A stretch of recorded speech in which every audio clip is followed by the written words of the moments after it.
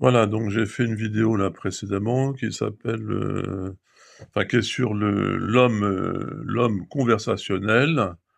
Donc effectivement, les humains ont de tout temps et dans toutes les sociétés pu avoir des conversations, donc c'est pas ça qui est différent. Ce que j'entends par l'homme conversationnel, c'est donc, effectivement, qui a des codes, des rapports sociaux qui sont figés selon des espaces sociaux, selon des types de liens, de relations, qui limitent, la la recherche de socialisation, qui peuvent empêcher le projet culturel, qui peuvent définir une politique d'espace social, donc voilà, il y a un travail démocratique, enfin d'humain à faire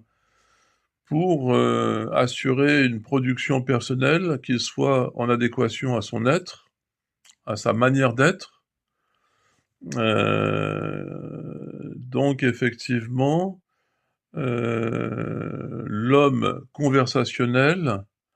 est au milieu de différents modèles sociaux, de normes socioculturelles et de différents modèles politiques ou tendances dans des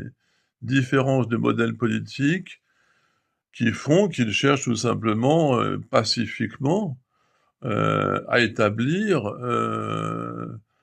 ce que j'ai appelé,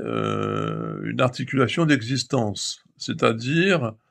une possibilité de réflexion avec les autres et de conversation avec les autres et de cheminement, avec les autres, de compagnie, pour former du collectif, pour sortir d'un individualisme trop voilà, qui peut voilà, qui est un facteur de liberté, mais qui est aussi, dans une certaine perte de sens. Enfin bon, alors, qui reflète pas, les actions engagées, le sens des actions qu'on peut engager et qui ne crée pas un milieu réceptif, enfin donc mais il y a tellement d'énergie dans tous les sens dans le monde, dans la société qu'effectivement, c'est pas ça part parce qu'il y a des sociologues, qui s'expriment comme Hartmut Rosa, des philosophes qui se sont exprimés sur l'esprit humain, enfin voilà, comme,